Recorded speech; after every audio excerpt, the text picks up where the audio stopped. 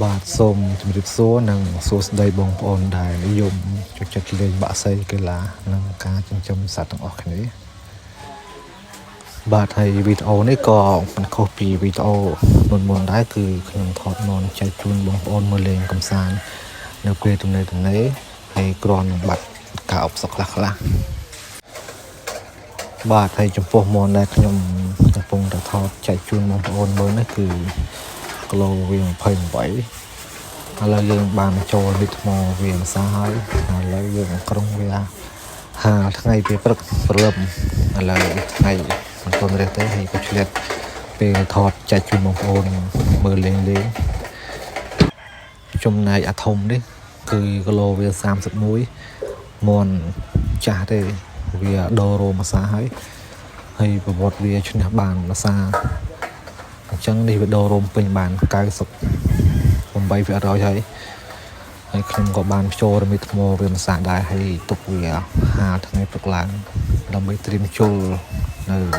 ខែក្រោយហើយសម្រាប់មន់ទាំងអស់នេះគឺសិតតែមន់តែខ្ញុំនាំចូលទៅបងប្អូនហើយបើសិនជាបងប្អូនត្រូវការវិញខ្ញុំលក់ចែកជូនបងប្អូនវិញតម្លៃសមរម្យអាចយកទៅលេងតាមភូមិបានលេងតាមបុណ្យទានអបបុកអមទុកទៅខាងមុខនេះបានសម្រាប់អាមននេះគឺប្រភេទមនក្បាច់អញ្ចឹងបងប្អូនដែលចូលចិត្តមនក្បាច់គឺទិញវាទៅមកខំម្ដងទេអញ្ចឹងតម្លៃវាគឺខ្ញុំលក់តម្លៃ80រៀលប្រវត្តិវាឆ្នាំម្ដងហើយបងប្អូនត្រូវការអាចតាក់ទងបានមានការជួលរបស់វាសម្រាប់មួយនេះគឺមននាំចូលថ្មីមនស្ទៀវទៅតែពេញរូបពេញរឿងហើយចូលដៃល្អណា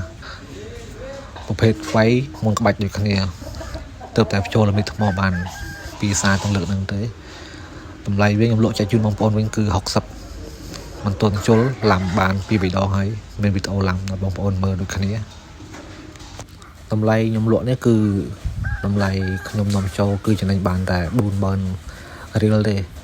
បើគិតជាដុល្លារប្រហែលជា10រៀលទេអញ្ចឹងខ្ញុំគិតថ្លៃខ្ញុំមើលថែវាថ្លៃចំណីវាបំពន់វាហ្នឹងគឺខ្ញុំលក់ចំណេញបានប៉ុណ្្នឹងទេសម្រាប់អាធំមុនហ្នឹងខ្ញុំលក់80រៀល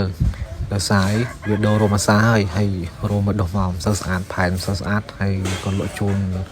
បងប្អូនវិញទុកចូលលេងកម្សាន្តទៅតែបងប្អូនត្រូវការសូមឆាតមកខ្ញុំហ្នឹងឬក៏ comment ក្រោមហ្នឹងខ្ញុំតាក់ទងទៅបងប្អូនវិញសម្រាប់អាខ្លែងនេះគីឡូវា28វាចូលឆ្នាំម្ដងដែរតែចូលឆ្នាំដោយសារមុនគេអត់ស៊ីវាគេវាយវាដែរតែវាអត់ស៊ីវាចង់ចប់វាវាយគេរត់វិញ